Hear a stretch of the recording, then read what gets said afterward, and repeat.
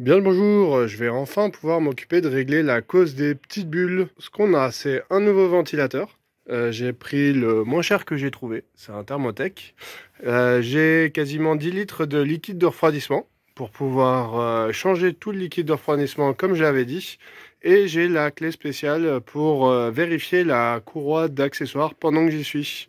Et surtout, je suis dans un autre garage, celui de mes parents. Là, c'est juste dehors, ce qui fait que je vais pouvoir laisser tourner le moteur quand je vais devoir faire la purge du liquide de refroidissement. Parce que ça, je peux pas le faire chez moi. Mais avant de pouvoir faire tout ça, il va falloir mettre la Mini en position maintenance de l'armature avant. Donc, c'est une opération assez courante qui est normalement assez rapide.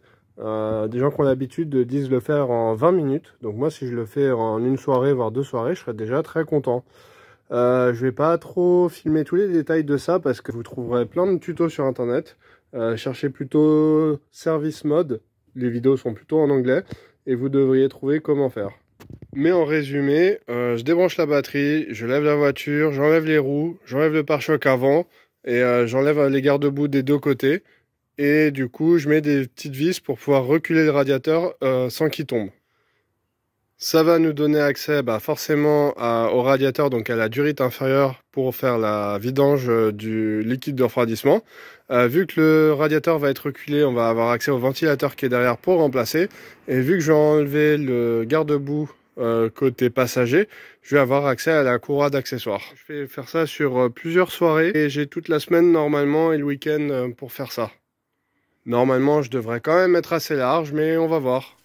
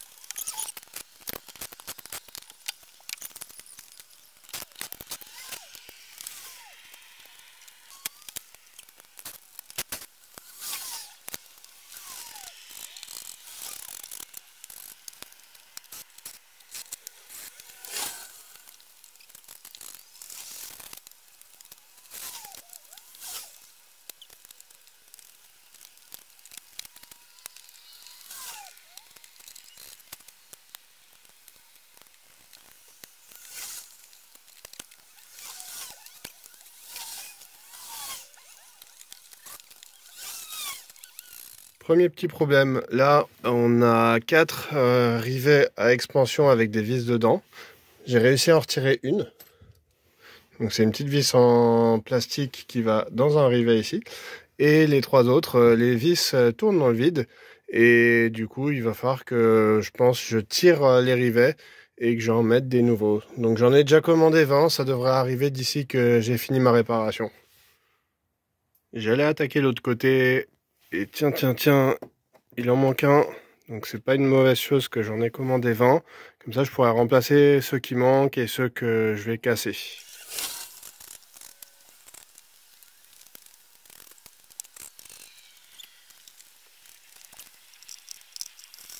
Bon, première journée, petit échec. J'ai réussi à en enlever que 2 ici et ici. Parce que ces deux-là étaient en métal. De ce côté-là, je vais enlever toute cette garniture parce que je vais en avoir besoin pour accéder à la courroie d'accessoires. Et les 3 là qu'il fallait enlever pour enlever le pare-choc, j'arrive pas à les enlever. J'ai aussi commandé des outils pour enlever les garnitures qui vont être un peu plus gros que les tout petits outils que j'ai qui sont plus pour de l'électronique. Normalement, je reçois tout ça demain, je pourrais continuer. En attendant, je vais quand même regarder, il y a d'autres vis à enlever pour le pare-choc, mais je vais pas aller beaucoup plus loin ce soir.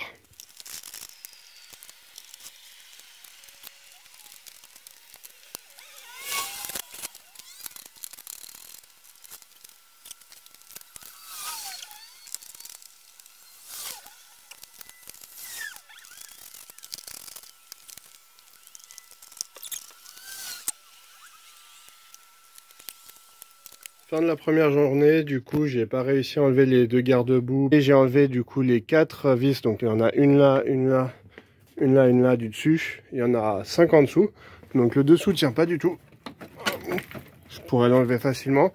Le dessus ici, ça tient par deux clips. Je vais les laisser en place tant que j'ai pas enlevé les côtés. Et ça devrait aller vite fait demain. Voilà la récolte de vis de la première journée. J'ai essayé de les organiser. Donc ça, c'est les 5 qui étaient du dessous. Ça, c'était les 4 de devant.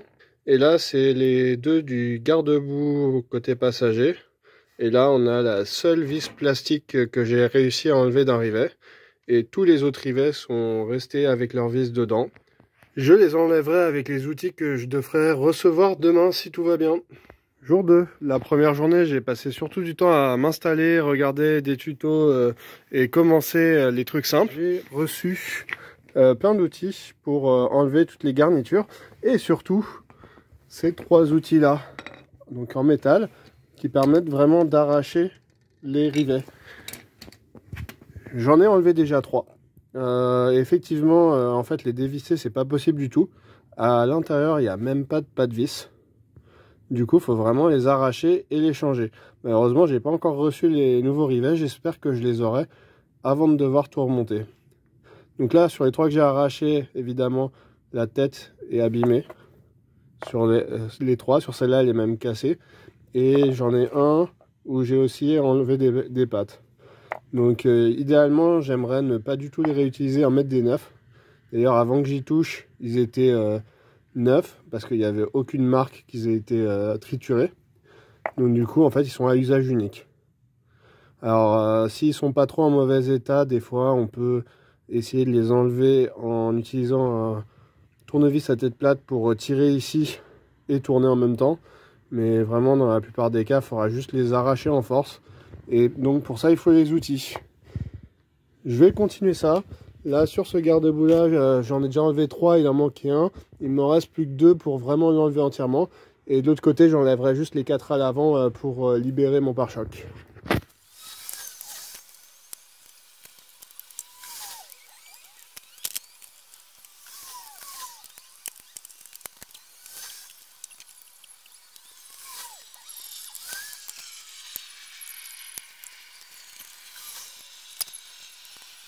En fait, il en restait qu'un de ce côté-là et forcément, c'est celui qui me donne le plus de soucis. Il y a tout l'extérieur là qui est en train de se barrer. C'est-à-dire que je vais pas pouvoir le retirer. Je pense que je vais juste le percer et ça devrait venir plus facilement. Et voilà, solution radicale, mais au moins ça a le mérite de mettre tout le monde d'accord. En virant la vis, en la perçant, ça vient tout seul. Il m'en restait une que j'avais pas vue à premier abord ici. Et celle-là, j'ai réussi à l'avoir sans l'abîmer parce que j'ai pu compresser la partie rivet là. Et du coup, la vis est venue toute seule. Mais bon, pour le reste, on peut pas trop appuyer de l'autre côté. Donc on est un peu obligé de les péter. Celle-là, je vais pouvoir la réutiliser. Je pensais avoir tout enlevé, mais on a encore une qui se cache sous. Ici. Voilà. Donc du coup, je vais pas enlever le garde-boue complètement. Là, il tient plus que par cette vis. Et tiens, petit fait marrant, on peut voir derrière ici le lave-glace. Donc le réservoir est caché là.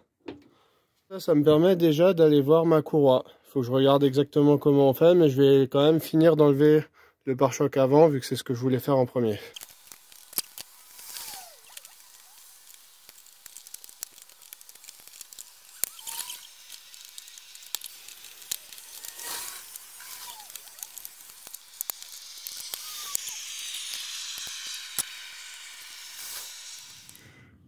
J'en ai retrouvé que 3 des 4 que j'ai fait sauter. Là, j'ai remis la vis que j'avais déjà enlevée.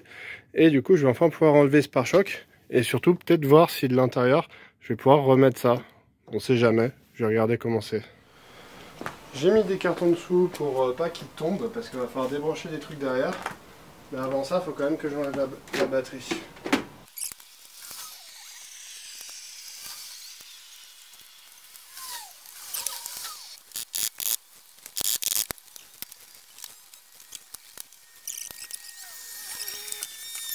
Le pare-choc voulait pas venir, c'est parce que là j'ai enlevé une vis ici, là vous voyez le trou.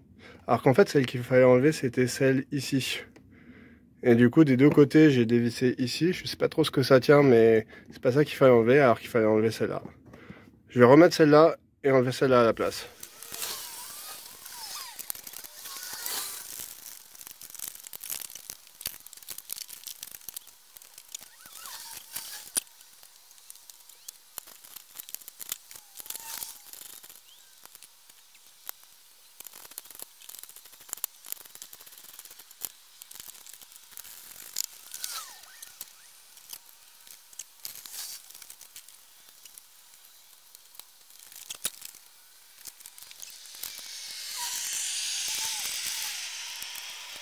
J'y suis presque, mais ici, par là, il y a quelque chose qui bloque. Je sais pas quoi, parce que j'ai enlevé toutes les vis. J'ai bien enlevé les 4 du haut, les 5 du bas, tous les rivets des deux côtés. Et là, il veut pas venir. Il y a un truc vraiment qui est bloqué ici. Je pense que je vais juste devoir forcer jusqu'à ce que ça vienne, parce que là, vraiment, ça, c'est une seule pièce. Ça, on avait vu il y a pas longtemps, il n'y a rien derrière. Et du coup, va quand même falloir que j'arrive à enlever ça.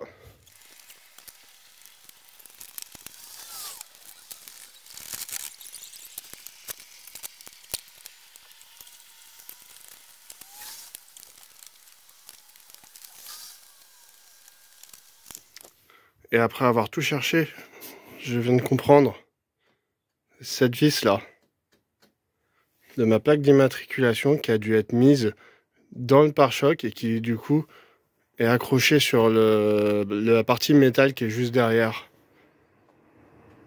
Fait chier. Donc ce rivet, soit j'arrive à l'enlever comme j'ai fait sur tous les autres, soit il va falloir que je le perce. Comme je sais pas du tout comment est-ce qu'il est derrière, je vais commencer vite fait par voir si j'arrive à l'enlever. Bon, il est beaucoup trop petit, il n'y a rien qui sort, donc je vais devoir le percer et en remettre un nouveau après.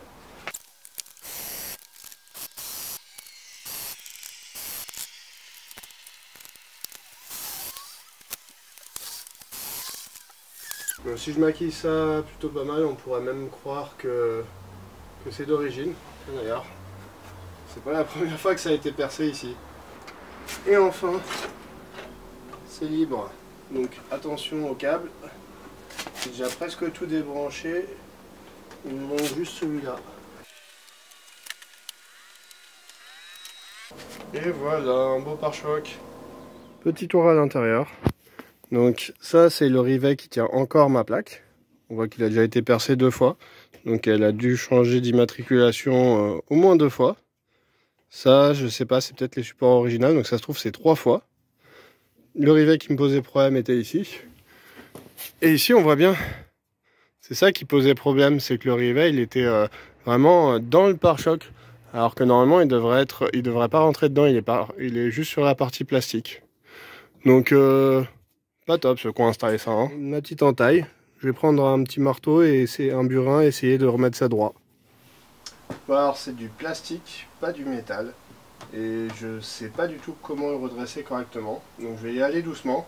Je suis sûr qu'il y aura des meilleures méthodes dans les commentaires, mais ça sera pour une prochaine fois si j'y arrive pas là. Donc l'idée, je chauffe au sèche-cheveux. Mon père m'a proposé une décapeuse thermique, mais j'ai peur d'abîmer la peinture, donc on va rester sur les méthodes douces. Et je vais passer derrière, tapoter un petit peu et voir si ça se redresse.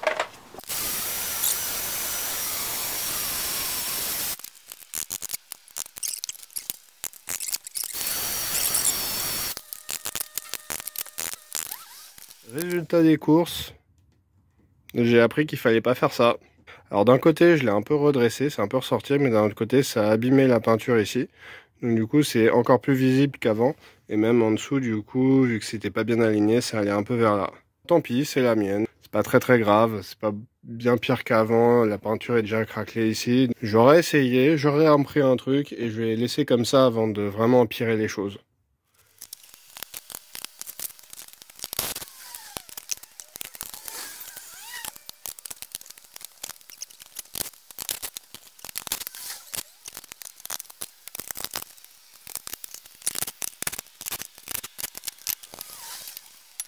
Beaucoup plus simple à démonter que la partie plastique. Il y a 4 écrans et un boulon de chaque côté. Histoire d'être sûr de ne pas oublier, ici j'ai des vis que j'avais achetées spécialement. Je vous mets la ref à l'écran. je vais les mettre tout de suite ici. Elles sont assez longues, c'est fait exprès, c'est pour qu'on puisse tirer tout le radiateur sans que ça tombe par terre. Hop. Et de deux. Qui est la partie suivante, c'est les tubes de crash ici et ici. Les retirer et ensuite je vais pouvoir tirer le radiateur. Avant ça, il va falloir que j'enlève la plaque de protection ici. Et d'ailleurs, je pense qu'avant de la remettre, j'en profiterai pour nettoyer le dessous. J'ai déjà commencé la semaine dernière quand j'ai dû lever pour inspecter pour l'huile là. D'ailleurs, il y en a encore qui coulent. Du coup, je vais bien nettoyer tout le dessous pour que ce soit bien clean.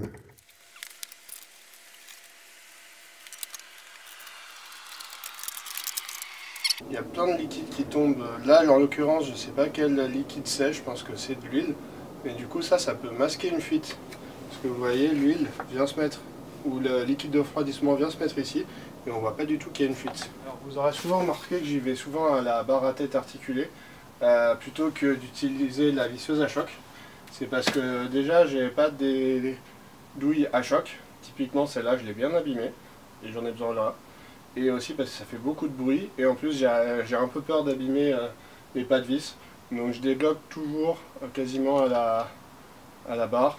Et ensuite j'y vais à la visseuse.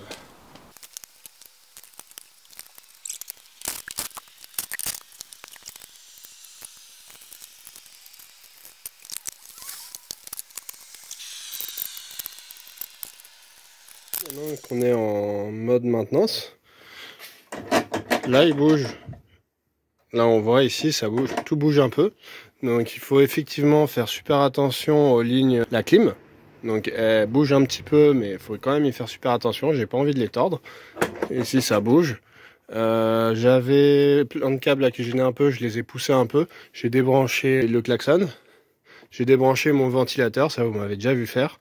Donc là il y a les deux connecteurs, il va falloir que j'enlève tout ça et je remplace. Et je pense qu'il va falloir que là je bouge la conduite d'air. Je sais pas encore trop comment. Et là surtout j'essaye de voir qu'est-ce qui bloque. Et je pense que c'est cette durite. Donc du coup vu que de toute façon je comptais vider mon liquide de refroidissement, je pourrais la débrancher. Mais il faut d'abord que je vide, sinon je vais en foutre partout.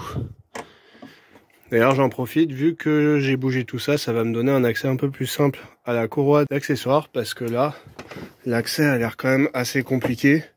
Donc ça me fera un truc de plus pour y accéder. Vu que là, il y a les tubes de crash que j'ai enlevés. En fait, je vais peut-être même pas avoir besoin de l'enlever, je vais le faire pour l'essai, mais là je peux déjà l'inspecter. Alors là, je la vois pas en entière, j'en vois juste un bout, mais déjà ça a l'air vraiment super bien. Elle est pas craquelée du tout. Je vois aucun signe de défaut. Et du coup, elle est encore bien dure. Donc ça m'a l'air vraiment pas mal tout ça. Là, il y a un trou. Je sais pas trop ce que c'est. Je me demande si c'est pas un trou de la pompe à eau qui se met à fuir normalement quand elle commence à être proche de la fin. Donc là, c'est pas mouillé du tout. C'est une bonne chose. C'est juste plein d'huile quand il y a une fuite d'huile. Tout pour aujourd'hui. Ma Mini est en position de maintenance, officiellement. J'ai regardé tout ce qui bloque. A priori, c'est les durites du circuit de refroidissement et de la clim. Alors la clim, je vais surtout pas y toucher, c'est ultra toxique, je suis pas équipé pour. Par contre, le liquide de refroidissement, je débranche demain pour vider tout. Et je vais pouvoir faire du coup les 3 opérations que j'avais prévues demain. Vu que je filme et que je passe pas mal de temps à regarder des tutos, j'ai du mal à dire combien de temps ça m'a vraiment pris. Mais je pense que en face de la voiture, ça m'a pas pris plus de 2 heures, voire moins. Et du coup, effectivement, j'arrive à comprendre que pour quelqu'un qui l'a déjà fait, 20 minutes, c'est envisageable s'il n'y a aucun pépin comme moi j'ai pu avoir. Alors, en vrai, si j'avais pas filmé et que j'avais déjà tout su, je pense peut-être 1 heure, ça aurait été faisable. Ça me permet aussi de regarder des petits détails qu'on voit pas sans démonter. Donc c'est assez cool de pouvoir faire ça et je sais que la prochaine fois, je pourrai le faire beaucoup plus vite. Jour 3, on est le matin. Et je me suis dit que ça serait bien d'ouvrir le circuit de refroidissement pour que j'ai tout le liquide qui s'écoule bien pendant la journée. Donc je vais faire ça avant d'aller travailler. Déjà, on ouvre ici le thermostat, hop, pour que le flux d'air soit bien. D'ailleurs, ici, j'ai pas du tout perdu de liquide, c'est vraiment max. Ça, c'est cool. Et du coup, je vais devoir aller enlever en dessous le tuyau. Hop. qui est juste là. Donc ici, il faut que je désaccouple ce collier pour pouvoir enlever la durite. Parce qu'il n'y a pas de valve de purge sur les Mini, c'est un peu débile. Mais du coup, je vais enlever ça, ça va couler, je vais aller prendre mon seau.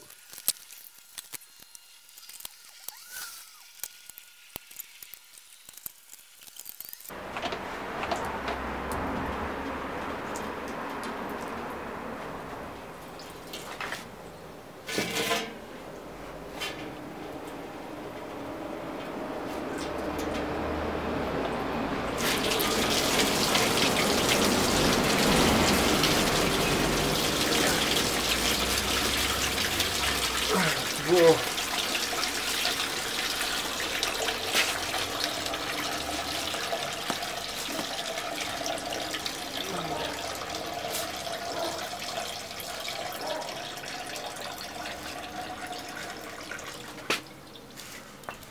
Ça en a foutu partout, comme vous voyez, il n'y a pas de moyen de faire ça proprement.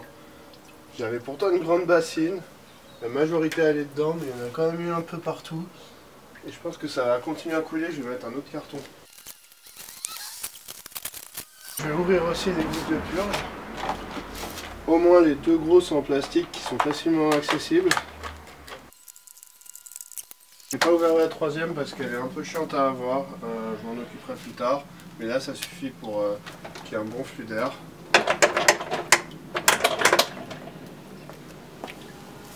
Et on va laisser ça couler doucement. Je pense que tout ce qui pouvait drainer est drainé. D'ailleurs j'ai pris un petit peu du liquide de refroidissement, voilà la couleur. Ça correspond à peu près à mes bidons, même si la couleur n'est pas très importante. Je vais pouvoir attaquer le remplacement du ventilateur. J'ai deux choix. Premier choix, j'enlève tout l'avant ici d'un coup. Et du coup ensuite je pourrais enlever le radiateur pour avoir accès au ventilateur facilement. L'autre possibilité, c'est j'enlève pas tout l'avant, je fais juste coulisser un peu le radiateur ici pour accéder au ventilateur. Dans les deux cas, il faut que j'enlève le condensateur de la clim et que je fasse super attention à ces lignes que je veux pas tordre. Donc là, je vais devoir improviser quelque chose pour tenir ce condensateur sans tordre les lignes. Système D, j'ai pris un carton, je vais le mettre entre les deux, j'ai pris des bidons pour bloquer. Ça devrait le faire. Je vais tenter comme ça.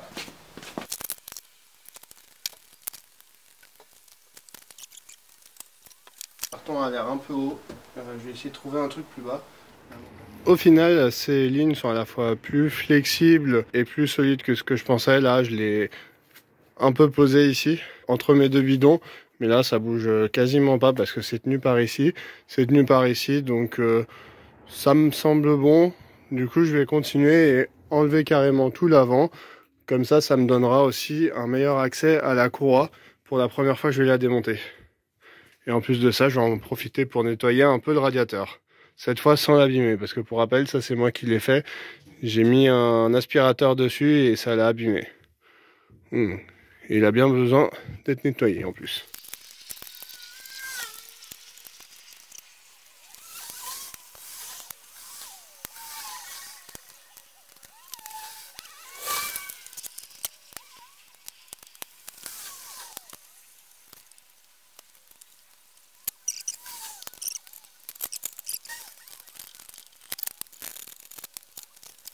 Et il y a encore des trucs de connecter.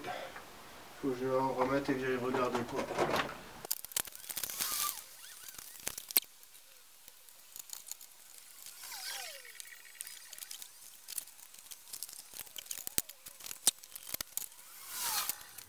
Bon, et c'est un échec. Il y avait bien un câble qui était fixé en dessous ici. Mais en fait, ce qui bloque vraiment, c'est cette ligne de clim qui en fait là passe entre des parties de l'entrée d'air. Je ne saurais pas dire quoi exactement, mais en tout cas, je peux pas l'enlever sans enlever ça. Et là, ça dépasse ce que je suis prêt à faire.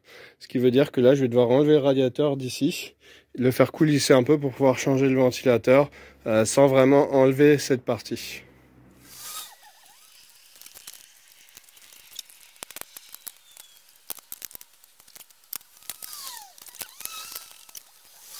Bon, je me suis embêté à enlever la ligne ici, là. Sauf qu'en fait, il faut l'enlever là derrière, sinon le radiateur passe pas. Donc c'est parti pour enlever ici.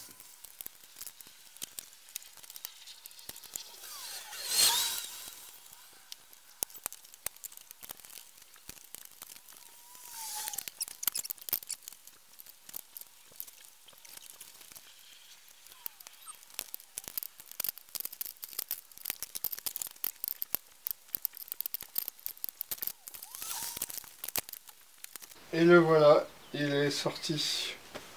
Ça n'a pas été une partie de plaisir, mais ça s'est relativement bien passé. J'ai récemment constaté le problème dans les bouchons. La voiture avait chauffé un peu et du coup le ventilateur se mettait pas en route à 102 degrés, mais il se mettait bien en route à 115 degrés. C'est assez chaud, mais c'est conçu pour ça. Et effectivement, le problème, il est assez apparent ici. Ça, c'est la résistance en question. On voit qu'elle est cassée. Donc ça effectivement ça se change. Bon, comme vous avez vu, il faut tout démonter, c'est pas facile. Mais vu la différence de prix, j'avais décidé d'en acheter un nouveau. Je vais déballer le nouveau et comparer. Le nouveau, c'est pas une pièce OEM, c'est une pièce aftermarket. C'est vraiment la plus cheap que j'ai trouvée. Thermotech, c'est un peu inconnu au bataillon. J'espère vraiment qu'elle va pas me poser de soucis. Mais si jamais, je vais garder celui-là.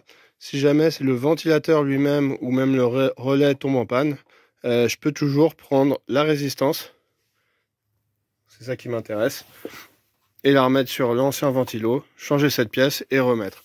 Ça me forcerait à tout faire, j'ai vraiment pas envie, mais ça reste une option. Et en attendant, je vais remonter ce ventilateur. Là, je me suis pas trompé, c'est la bonne pièce. Pourquoi? Notamment parce qu'il y a l'adaptateur avec 2 pins.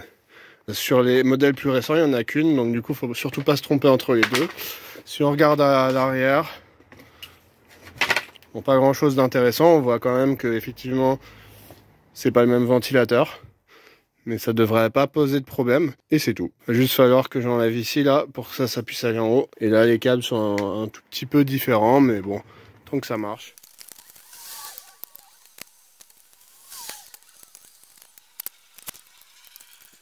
J'en profite que c'est démonté pour jeter un petit coup d'œil derrière. On voit l'alternateur. Comment on sait que c'est l'alternateur? Et ben c'est parce qu'il n'y a aucune ligne qui en part. On voit juste là la pompe à eau. Comment je sais que c'est la pompe à eau? Parce que ici, ça c'est la ligne de liquide de refroidissement, la grosse qui va vers le bas du radiateur. Et ensuite, ça c'est la clim. Pareil, ben, il y a la clim là qui va derrière. Du coup, ce qui est intéressant, c'est que si je veux changer cette pompe à eau, ça va pas être fun. Heureusement, aujourd'hui, on va pas le faire, mais il faut probablement enlever soit la clim, mais ça a l'air vraiment galère, soit l'alternateur pour pouvoir y accéder. Ou alors enlever tout l'avant pour y accéder par là.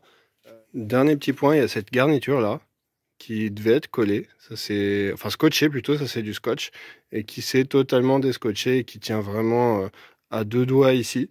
Donc je vais essayer de trouver du scotch pour la recoller à peu près correctement, parce que sinon elle va se barrer, puis ça atténue les vibrations et ça empêche la poussière de passer, donc c'est un bon truc à avoir. Encore un des trucs que si j'avais su, je l'aurais probablement changé, mais j'ai pas la pièce ici. J'en ai pas parlé avant, mais ces colliers, j'aurais bien aimé les changer. Pareil pour celui du dessous, malheureusement bah, j'ai pas les pièces, et du coup je serais obligé de les remettre telles quelles. Si jamais je retouche à ça, je prévoirai à l'avance pour les changer. Pour la courroie, c'est tout simple. Celui de gauche, la Mini Cooper. Alors ils ont mis Mini One, mais c'est aussi Mini Cooper. Il faut que je détende le galet tendeur.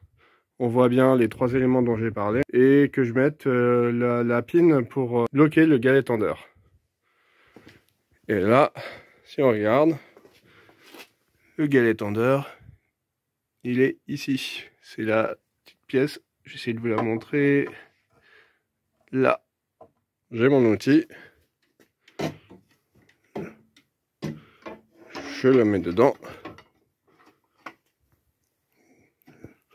Je le passe là. Faut juste que j'arrive à bien l'aligner. Ah oui, il n'était pas au bon endroit. Ça rentre nickel parce que c'est fait exprès. Et là, je peux juste détendre. Je vais aller chercher la pin et le faire à deux mains. C'est fait. Les câbles ici étaient un peu dans le chemin pour la clé, mais j'ai réussi sans les abîmer et sans les enlever. Et là, ma pin est bien mise. Donc là, théoriquement, je peux enlever ma courroie. Je vais essayer de la bouger, voir ce que ça fait. Je suis pas sûr de l'enlever parce qu'elle est un peu galère à remettre, mais je vais au moins l'inspecter.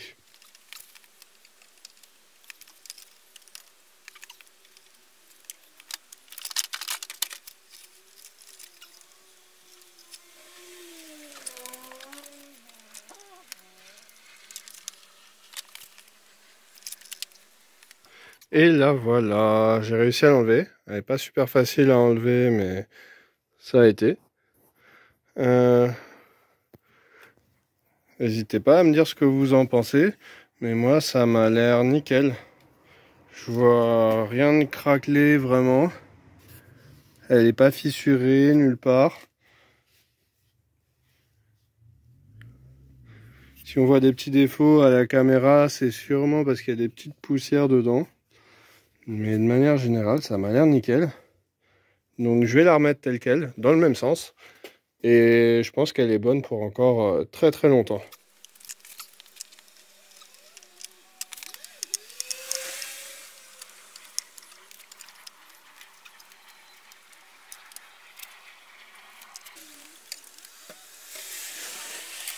Elle est remise à sa place. On voit peut-être pas tout, mais je l'ai bien remise partout au bon endroit. Ça a peut-être donné l'impression que j'ai galéré à la vidéo, mais moi j'ai trouvé ça super rapide. En fait, c'est juste que j'y vais très lentement parce que je connais pas bien et j'ai pas envie d'abîmer quelque chose. Mais en vrai, c'est vraiment très très rapide à enlever et remettre. Surtout avec autant d'accès en ayant enlevé tout l'avant, tout l'arrière. C'est plus simple que ce que je pensais. On arrive vers la fin du 3e jour, j'ai pas dû y passer beaucoup plus d'1 heure. J'ai changé mon ventilateur, inspecté ma courroie d'accessoires. Je vais finir la journée en remettant mes 2 durites. Et demain, je vais pas réassembler tout de suite, je vais faire un grand nettoyage. Parce que là, vous pouvez voir que le ventilateur il est bien crade. Et surtout le dessous de la voiture. En fait, vu qu'il y a eu la fuite d'huile au niveau de la boîte de vitesse, le dessous est assez crade et ça m'embête. Parce que du coup ça rend la détection de fuite un peu plus compliquée. Donc là j'ai déjà passé un coup la semaine dernière, mais il faut continuer. Ça je filmerai pas parce que c'est vraiment pas très intéressant. Petite bonne nouvelle de la soirée, les rivets sont arrivés. Donc c'est du Made in China, c'est marqué dessus, mais ça devrait tout à fait faire l'affaire. Si je compare à l'un de ceux que j'ai enlevé, c'est les mêmes. Ils font la même taille, donc il n'y a pas de souci de ce côté-là. Et je pense que ceux-là, d'ailleurs, c'est, enfin, je suis sûr, hein, c'est pas les originaux, ça n'a pas d'importance. Avant de finir pour la soirée, je vais quand même refixer ce câble, remettre toutes mes durites de liquide de refroidissement correct, et faire 2-3 petits trucs que je vais pas filmer parce que ça n'a pas d'intérêt. Et je vous reprends quand j'ai fini le nettoyage. Bon, j'ai remis les durites ici, j'ai refait passer le câble, et j'ai dû enlever le garde-boue avec le seul rivet qui tenait encore. Pourquoi? Parce que là, il y a des petits rivets. Et il y en a un qui s'était déboîté. Sauf qu'il a eu la bonne idée d'aller se loger ici. Il est même à moitié cassé. Mais comme j'en ai pas d'autres, je vais essayer de le remettre de manière qu'il tienne. Autre petite pièce qu'il faudra que j'en rechange. Ça sera pour la prochaine fois. Et là, je vais juste le remettre ici pour qu'il tienne.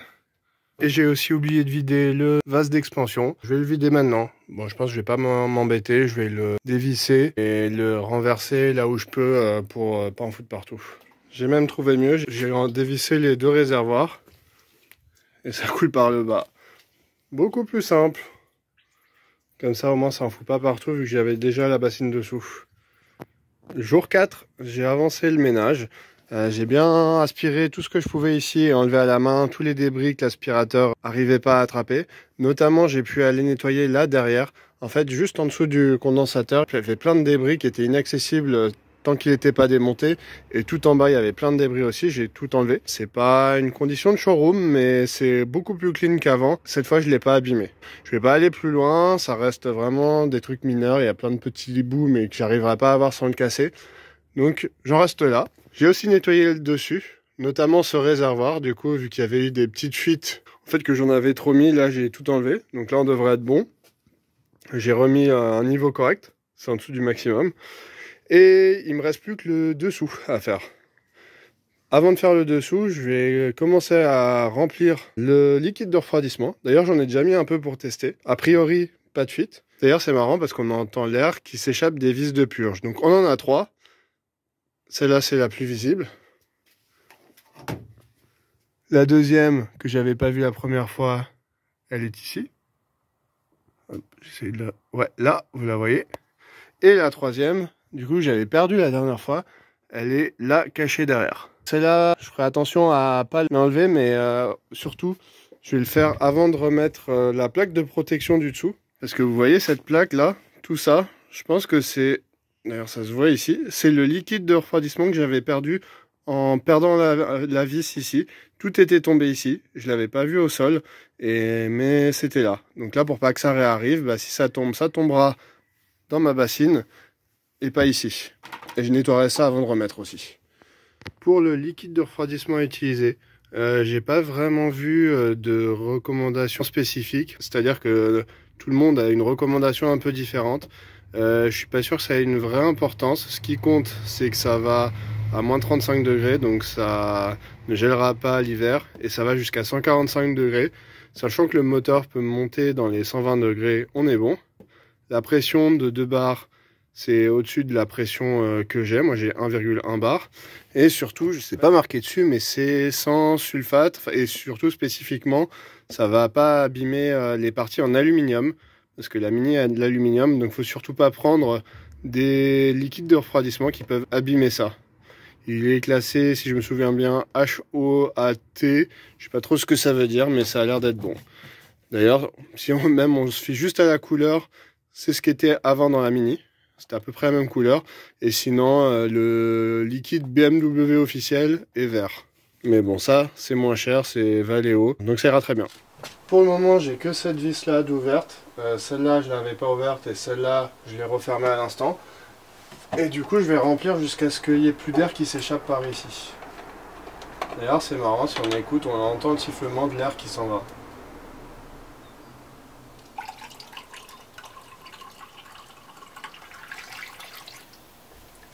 Je sais pas si vous entendez à la caméra, mais il y a bien un petit sifflement d'air.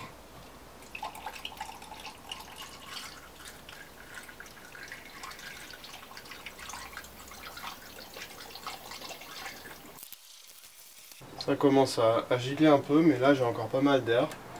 Je vais continuer. Peut-être reprendre un peu de quoi éponger, parce que là je sens que ça va en foutre partout.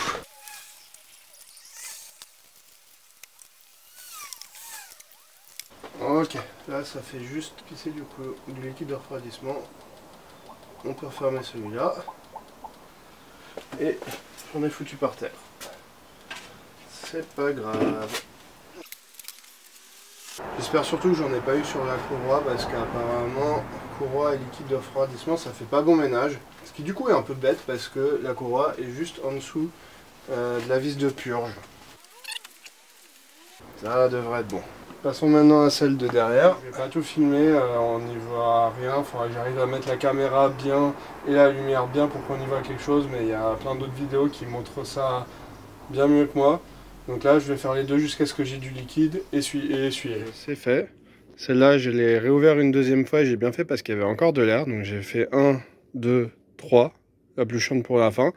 Celle-là, ça va, elle est relativement accessible avec un tournevis plat assez long. Par contre, celle-là, c'est la galère.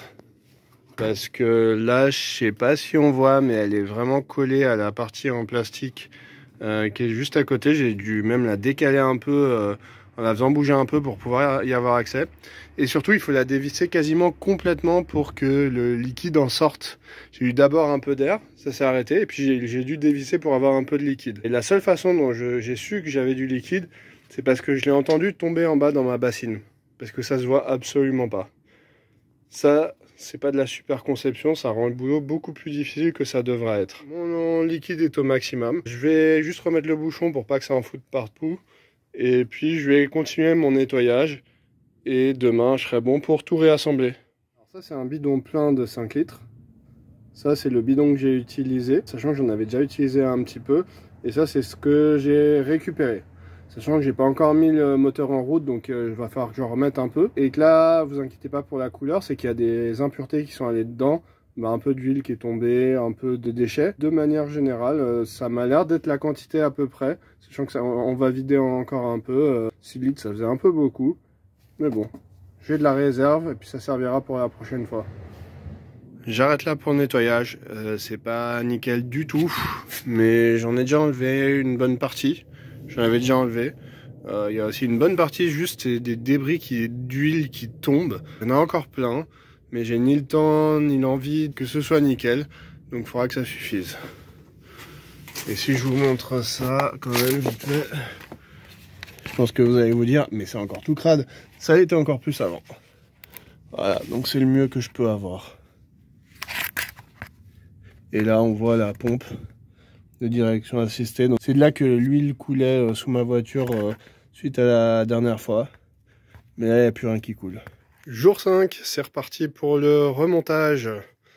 Avant ça, par contre, il y a quand même une question que je me pose. C'est comment on fait pour faire la purge proprement sans en foutre partout. Parce que là, j'ai tout protégé. Bon, effectivement, ça a un peu débordé d'ici. J'ai nettoyé en dessous. Et j'ai eu une petite flaque de liquide de refroidissement alors que j'avais tout nettoyé. En fait, c'était sur la boîte de vitesse. Je l'ai vu par là en regardant bien. On voit que c'est mouillé. En fait, il y a du liquide de refroidissement qui reste bloqué là, auquel je peux pas accéder pour le nettoyer et qui continue à couler. Alors c'est plus esthétique qu'autre chose, mais c'est pas top. Si jamais vous savez comment on est censé faire pour pas en foutre partout, je suis preneur de l'info. Et surtout, ce qui m'embête le plus, là, c'est cette vis de purge qui est juste au-dessus de la courroie. Donc, ça veut dire qu'il y a du liquide qui va sur la courroie. C'est pas top. Je trouve ça un peu mal foutu, mais bon. J'essuierai tout ce que je peux quand j'aurai vraiment fait la purge à chaud. En attendant, on va remonter. Donc, vous avez vu mon manuel. C'est pour les coupes de serrage. Je vais essayer au maximum d'utiliser les couples et de les chercher pour chaque pièce. Donc, je vais commencer par remettre les tubes, là. C'est des tubes anti-crash, ou un truc du genre, je connais pas les noms. Ensuite, on va pouvoir remettre le pare-choc, la partie métallique. Ensuite, le pare-choc, la partie plastique. Et, qui se cache dessous, la plaque de protection. Alors celle-là, je la remettrai après avoir fait la purge, parce que quand je vais purger, ça a tendance à tomber ici. Donc là, d'ailleurs, j'ai nettoyé, il y avait à la fois de l'huile, de la fuite d'il y a je sais pas quand, et du liquide de refroidissement que moi j'ai mis en faisant couler. Donc j'ai pas envie que ça arrive là, je préfère que ça arrive sur les cartons que je vais mettre dessous.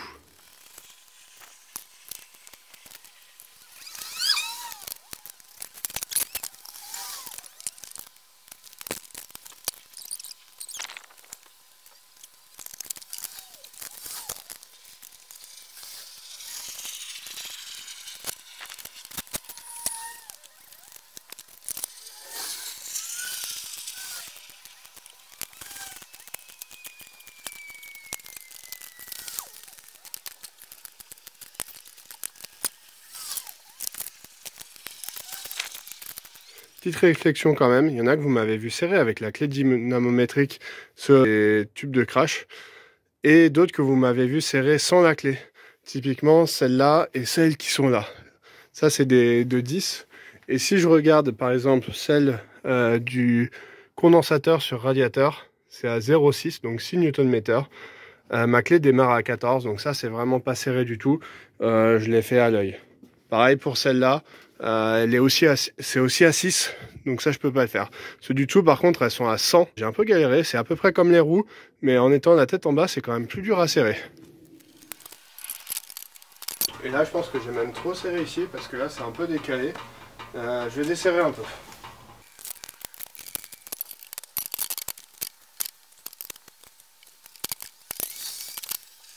J'ai l'impression que j'ai fait une erreur de débutant parce que là ça rentre pas. Je vais redévisser un peu en dessous pour avoir un peu plus de marge de manœuvre et je resserrerai après. De toute façon, toutes les vis restent accessibles. Ouais, beaucoup mieux. Je rentre quand même pas très bien ici, je vais desserrer en bas parce que j'ai peur d'abîmer mon filetage.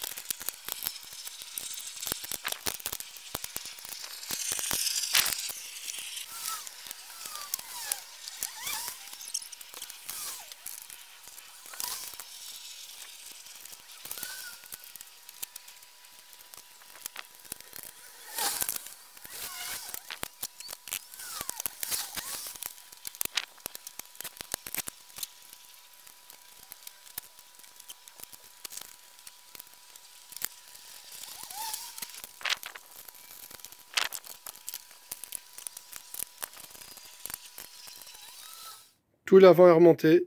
Il manque plus que les garde-boue et les roues. Et pour l'avant, il n'y avait pas de couple de serrage. Celle qui était là derrière pour la partie métallique, c'était 22. Je les ai fait à 22. Et là, du coup, j'ai fait une petite erreur. J'ai trop serré. Et du coup, ça a un peu fissuré le plastique. Bon, j'espère que c'est rien de grave, mais j'aurais bien aimé avoir un couple de serrage pour éviter ça. Bon, c'est la seule. Les 3 autres sont bonnes. Donc on va dire que c'est bon. Je vais pas m'embêter à essayer de mettre des anciens. Je vais mettre que des nouveaux rivets plastiques.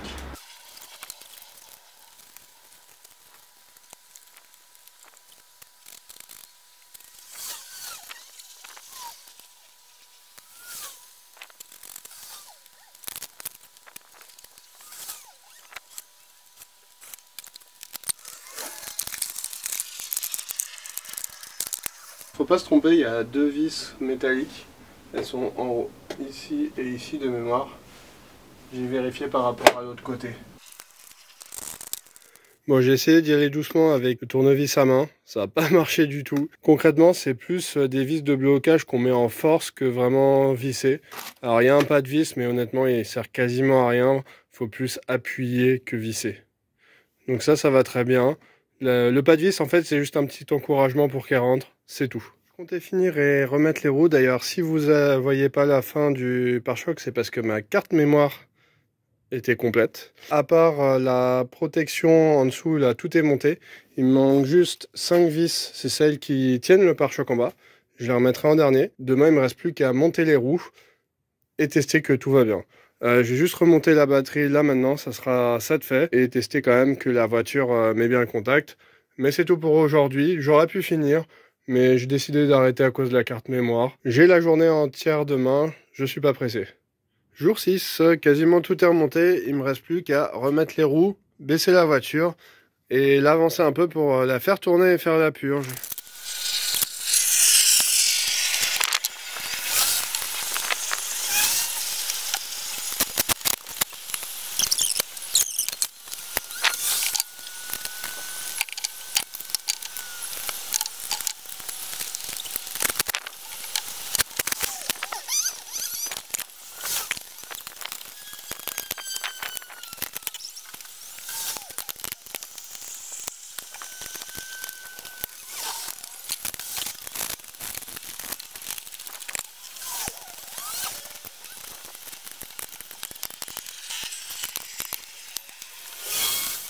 J'ai avancé la voiture sans la démarrer. J'ai aussi rempli le vase d'expansion là parce que je l'avais oublié avant. Là, j'ai vérifié, mais à froid on perd pas de liquide. Donc ça c'est déjà bon. Après, il faut voir sous pression si on n'en perd pas non plus. Donc ça, il faudra que je conduise pour vérifier. Il reste l'étape que je redoute le plus, la purge. Parce que sur ces voitures, apparemment c'est un peu compliqué. Pourquoi, je sais pas. J'ai aussi vu 36 méthodes pour le faire. Il y en a qui font que ces 2 bouchons là, il y en a qui lèvent un peu ici pour mettre ça au point plus haut, enfin il y a un peu de tout. Donc du coup, si on regarde le manuel pour la purge, donc ils disent d'accoupler la durite inférieure, ça c'est déjà fait.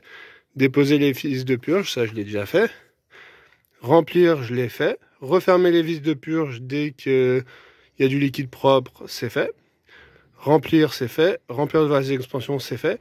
Et donc là, du coup, je vais devoir mettre le chauffage au maximum avec la soufflerie en première vitesse, mettre le moteur au ralenti et ajouter du liquide de refroidissement. Et là, ils disent pas de repurger une fois qu'on a démarré. Je vais voir comment ça se passe. Si tout se passe bien, effectivement, je n'ai pas à faire ça. Je pense que je vais quand même au moins ouvrir celle-là parce qu'elle est facile d'accès, juste pour vérifier. J'espère surtout que je vais pas faire surchauffer mon moteur parce que s'il y a une bulle d'air dans le circuit, ça peut faire surchauffer le moteur et ça c'est dangereux. Si elle surchauffe, ensuite il y a le joint de culasse qui s'en va et là c'est la grosse misère. Bon, soyons positifs, ça va bien se passer, c'est parti.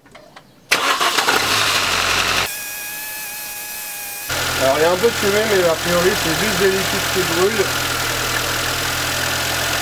Pour le moment, je m'inquiète pas trop. Alors pour le moment, ça chauffe pas du tout. Je sais pas si on voit, mais je suis à 28 degrés. Ça chauffe doucement. Et forcément, il y a un peu de pression. Ça remonte. Tant pis. Ça va encore en plus partout. Il n'y a plus de fumée, donc c'était vraiment juste les liquides.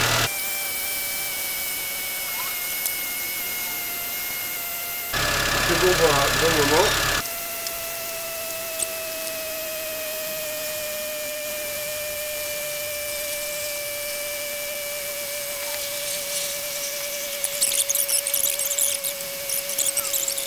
Moi je trouve que le moteur vibre beaucoup, mais bon. Mais par contre ça se transmet pas du tout dans la carrosserie, donc je pense que mes supports moteurs ils sont bons en fait. Là j'en suis à 74 degrés, pour le moment ça n'a toujours pas baissé. J'ai testé 2-3 fois, on est bon, le disque qui essayé une fois on est bon aussi. Et j'ai regardé à l'intérieur, on est bientôt à température opérationnelle.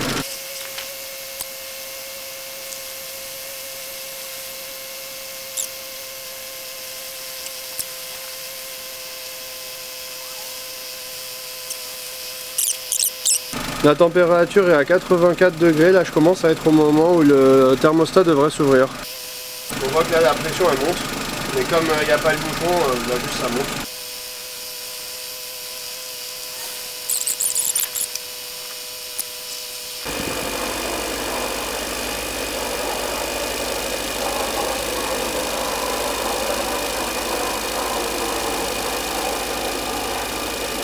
La durite est toujours pas chaude, donc ça veut dire que le liquide n'a pas encore circulé. Ça devrait pas tarder pour ça. Hein. Est-ce que c'était 82 ou 92? Je me rappelle plus. Je vais attendre 92, de toute façon là j'attends que ça redescende. Là le thermostat il s'est ouvert, tout est parti d'un coup.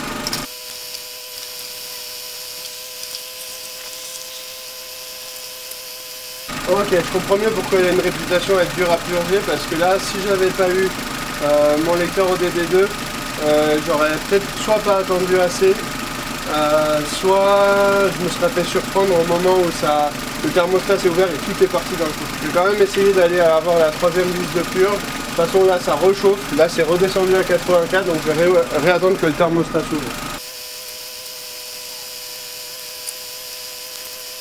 Je pense qu'on est bon. C'est là que je suis pas sûr, j'arrive jamais à voir s'il y a du liquide qui s'écoule. Là je attends que le thermostat se réouvre et après ça va être bon. Ah, il y avait encore quelques petites bulles. Hein.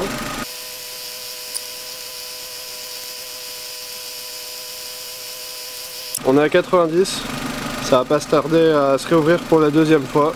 On va voir si le niveau baisse ou pas.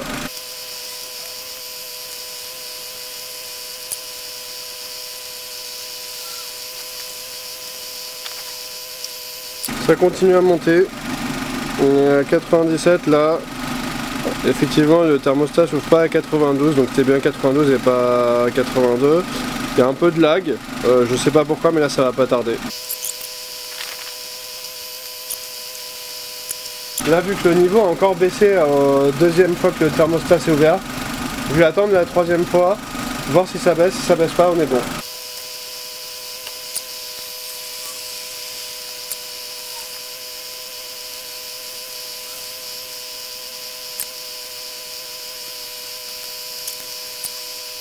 On approche de la troisième ouverture du thermostat. J'espère que ça va être bon cette fois. Ça y est, c'est ouvert. Je vois ma température qui descend.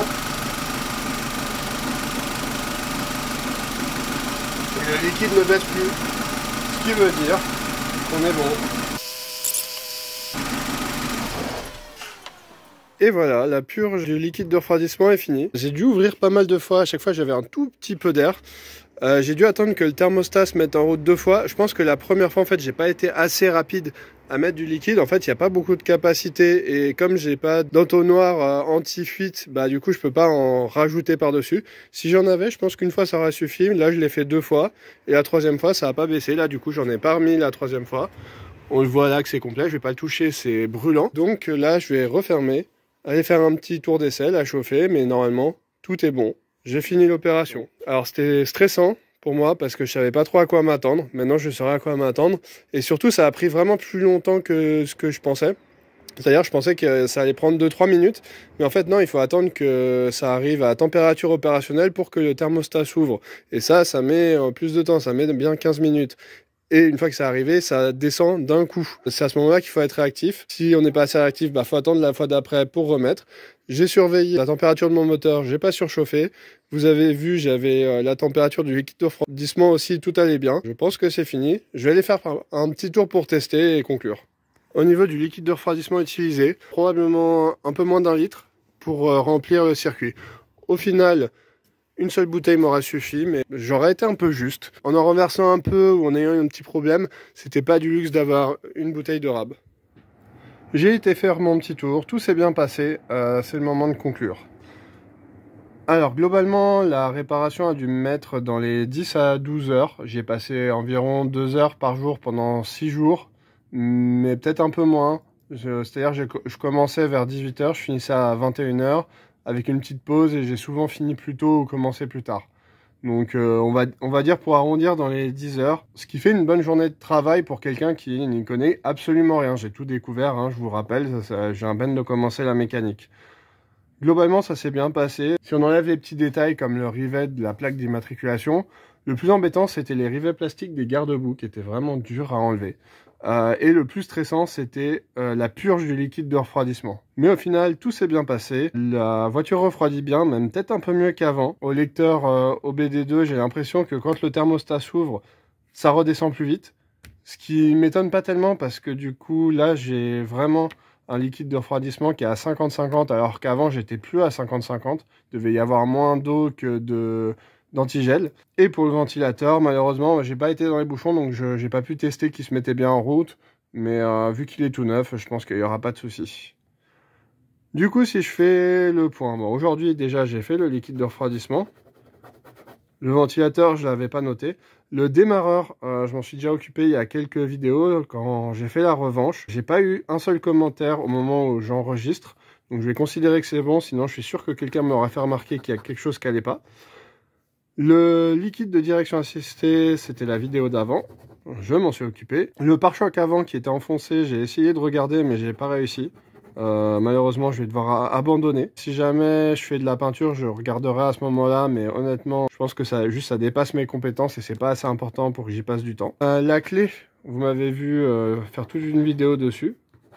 Elle est réparée. J'ai aussi changé dans le coffre, il y avait un petit élément à 25 centimes, je l'ai changé, je ne l'ai pas enregistré. À côté de ça, les prochaines étapes, j'ai acheté le matos pour faire le liquide de frein. Ce qui me fera avoir fait tous les liquides de la voiture. Et ça, j'en suis assez content.